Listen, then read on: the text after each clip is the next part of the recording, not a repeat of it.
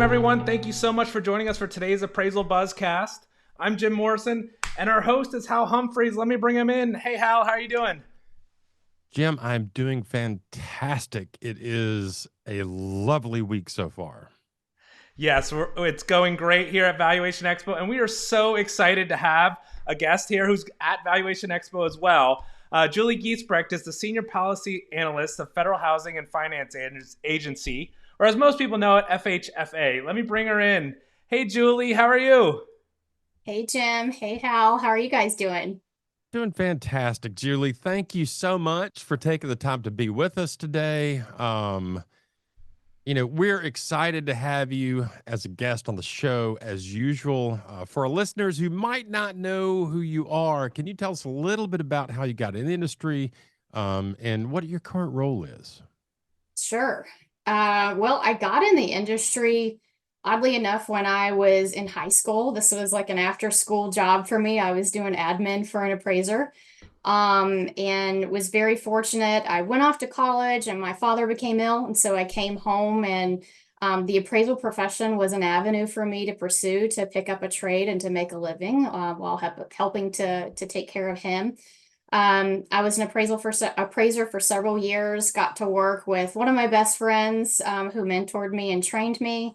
After 2008, I picked up post-acquisition review at Fannie Mae, moved over to collateral policy. Then I worked at an AMC for a couple of years doing appraiser outreach. And currently I'm a policy analyst in the Division of Housing Mission and Goals at the Federal Housing Finance Agency. So basically I focus on all things single family valuation. So that's appraisals as we know them, the traditional process. That's any of the innovation that's going on in the space. So appraisal waivers, inspection-based appraisal waivers, hybrids.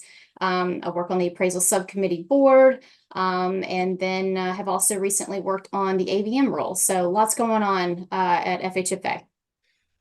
Julie, it seems like you have that actual 360-degree view of the appraisal business, having been, in pretty much every part of the business.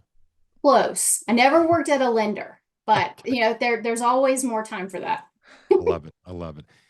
Let's do this. Let's take a quick break and hear from one of our sponsors, and we'll be right back and dive into the meat of this. Are you wondering how property insurance is changing in the wake of climate events and natural disasters?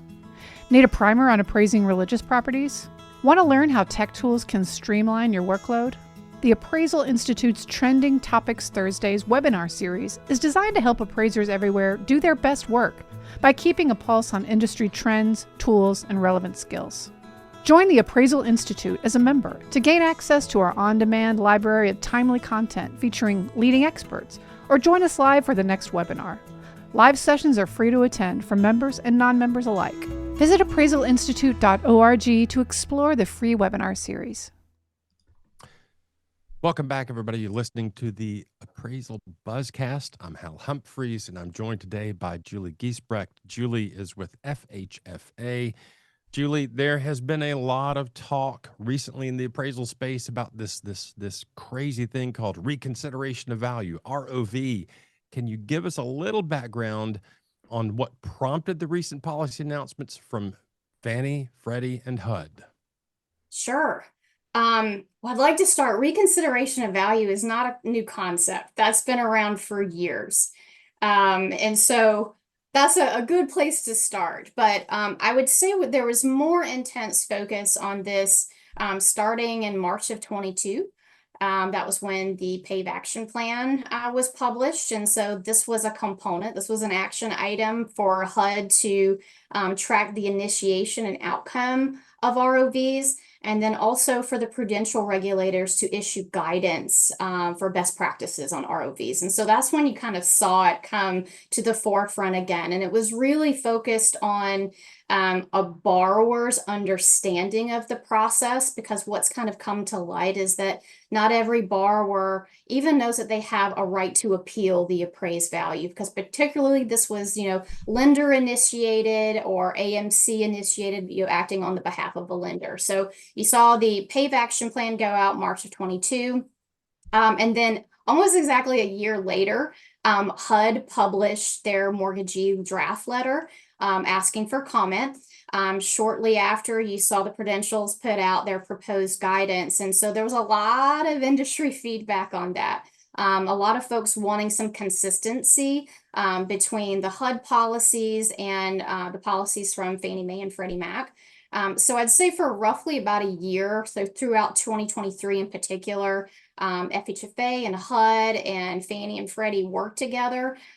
We sought out a lot of feedback from lenders, appraisers, consumers, everybody involved in that appraisal process, to really figure out what was the best way to put out these policies, what was needed in these policies. How can we put out something meaningful that is not too overly cumbersome? And so then about a year after that, so May 1st of this year, both HUD and the enterprises published their policies. And let me ask you this, Julie, what do these policies mean for appraisers? I think first and foremost, it's putting this framework in place. You can't be compliant if you don't kind of have the guardrails, right? And so this sets some very clear requirements and expectations for appraisers. The lender has an expectation of what they send to appraisers. They've got to identify the area that's in question, or the issue with the appraisal. They've got to communicate a time frame for the appraiser. And so I would say kind of overarching theme is that appraisers actually have a set of requirements and a framework to respond to a reconsideration of value. Okay. And then, there's a lot of talk out there in social media and other places, about who can ask for an ROV, who can initiate an ROV, and how should appraisers react when they get one? And then what kind of documentation or justification will appraisers need to provide when responding to an ROV under the new policy? So good question. My hope is that appraisers, this won't be new to appraisers. They're certainly accustomed to receiving reconsideration of value requests. They would receive them from their lender client, just as they do today. Even though the HUD policies and the policies from the enterprises are specifically targeted at that borrower initiated ROV request, it's still the lender or the lender client, the AMC, that would have to facilitate that request. And so obviously appraisers should respond professionally. And these requirements do include a provision that appraisers would have a turn time expectation, and also that they have to respond regardless of the outcome of that ROV request. So let's say you receive that request and you review it and you say, you know what, I feel comfortable with my value, I did everything right. You still have to respond and say, share what the outcome of your research and your analysis was. Yeah, and I think that's just common courtesy. As a professional, if somebody asks a question. And I think the other thing I want to point out is, just because an appraiser has received an ROV, it doesn't mean they've done something wrong. And if I'm an appraiser and I get an ROV and somebody points out some legitimate things that I did not consider, I want to hear that. I want to know those things because I want to get as accurate a process and an accurate appraisal as I can get. I do think that, there's some appraisers that are worried that this is going to increase the volume of ROVs, is going to increase the number of requests. It does seem to me, after reading through the policy, while, alerting consumers to the ability to request on ROVs, it's actually beneficial for appraisers. Am I right in reading this, that it limits the ROVs through vetting the requests, lenders being required to review the report and make sure that the reconsideration of value request is indeed a viable request, and then they limit the number of ROVs? You got it. You didn't even need me today. You already had it, Hal. You could have shared this. No, I mean, there's 5 top areas that I think They protect lenders and that they give them a framework. They also set the expectation for consumers of what needs to be in that ROV request. But then for appraisers, I think this really benefits. There's 5 top areas. The lender must review the appraisal first. That's a given. Like, you can't submit a reconsideration of value. You can't just lob it over the fence. You've got to review it for accuracy. There is a limit on alternative comparables. So if the comp selected is the issue, that's the root cause of the ROV, the lender just can't send, a list of 20 comps. 5 or less, please. It must be compliant with the appraiser independence requirements. That, of course, protects appraisers. And then, like you already stated, these last 2 are the big ones for me. There's a limit of 1 ROV request per appraisal. And so what that means is the lender's got to get it right. When you send it to the appraiser, it's got to include everything that's needed. And so it's incumbent upon the lender to make sure that the borrower has sent in every concern, that ROV request is fulsome. It includes everything, because they've got to get it right. If they didn't get it right, that lender has to work with the consumer to get it right in sending that ROV request over. So I think the key takeaway for me at this point is, yes, the policy is alerting borrowers that this is a thing that they can do. If they're not happy with the appraisal, they can request a reconsideration of value. But there are limits on that. The bank has to look at it and review it and make sure that it's legitimate. I remember back in the day, you would get like 15, 20 comps that had nothing to do with the subject property. They weren't comparable in any way. Limiting it to 5 comparables and having someone look at them and say, yeah, these actually do have, could have some impact on the appraiser's opinion of value. Again, as an appraiser, that's the kind of information I want. I would rather have it up front. Look, Julie, you did this for years. You're still involved in the space. You're a working appraiser. You're out there doing the research. You don't necessarily see everything that you should have seen during the research phase. And having someone supply 5 good comparables, I have no problem with that. But having someone come back and back and back and ask for revision, or reconsideration, that's annoying, and that's time consuming, and it is inefficient. Absolutely. So I think this is, aside from the fact that consumers are going to be alerted that this is available to them, which they probably should have been alerted that a long time ago, but let's not be mad that everybody's late to the party. Let's celebrate that they've showed up at all. I don't think we're going to see a situation where we have a huge wave of ROVs come down the pike. I think it might actually be maybe the same volume, maybe a little bit less, but it's going to be vetted before it gets to the appraisers. 100%. We're obviously going to be watching it, but I think those upfront requirements are certainly going to temper, how many requests actually come over. Great. Let's do this. Let's take a quick break and hear from one of our sponsors, and we will be right back. LIA Administrators and Insurance Services, serving valuation professionals since 1978. We provide E&O insurance with a commitment to superior customer service, outstanding liability education, and unmatched claim defense, benefiting over 10,000 real estate professionals nationwide. Explore our exclusive appraiser liability education by Peter Christensen and cost-effective seminars designed to foster your growth. Our underwriters, with an average of 26 years of experience each, are dedicated to supporting appraisers.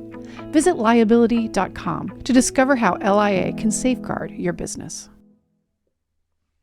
Welcome back, everybody. You're listening to the Appraisal Buzzcast. I'm Hal Humphreys. I'm talking today with Julie Giesbrecht from FHFA, and we're talking about reconsiderations of value. We've covered a lot of things so far, Julie, but I do want to ask, can you get into some specific requirements that lenders will need to meet in disclosing and outlining the ROV process for consumers? What does that look like? Sure. And this is probably the biggest change that everybody has seen, is that, it was obvious that consumers were unaware that they had this process available to them. And so what we heard in our feedback was tell the borrowers early and tell them often. And so the lenders have a requirement that they must disclose at loan application to the consumer, and then again when they receive the appraisal. When you're, refining or you're purchasing a home, you've got mountains of paperwork, whether it's actual paperwork or it's digital paperwork. You're going through the motions, you're signing. It's easy to miss, right? So even if they gave it to them at the application, it can certainly be missed. Now, when is it most relevant to let them know that they have this process available to them is when they get an appraisal and maybe maybe they were disappointed with the value or they're unsure about how the process works. That's when it's most important. So that's a double disclosure period. Second, they've got to outline everything that must be included in that ROV request. We talked about that a little bit earlier. And again, at the very end, if that borrower sends in an ROV request and is missing some information that was required, perhaps they provided a comp that's not really relevant. You had mentioned that example before, or they thought something was a sale, but when you look at public records, it didn't actually close. That lender has to work through that with the borrower and make sure that the request is fulsome before it goes to the appraiser. Okay, that sounds good to me. Now, look, you said earlier, how you know this stuff. You could have just done it by yourself. I have read the policy. I have spent some time trying to understand it. I find it incredibly useful to go to the source on stuff like that, and you work for the source. There've been a lot of people who've gotten out in front of the ROV question, and there've been some seminars offered and some podcasts offered already on what does it mean. One of the reasons we kind of slow walked our response to this was there have been some changes since it was initially announced. There was an extension for this ROV business. What was that about? You got it. So when the policies were announced in May, they had an effective date of August 29th. This was for the enterprises. I believe HUD had a few days later in early September. We didn't hear, any feedback in that process that signaled us that there was an issue or that there was a problem. Most everything that we received was operational in nature, and we figured that could be solved with FAQs and some training. But then closer to that implementation date, we did hear from some lenders and some vendors that, hey, everybody was on board, about implementing these processes.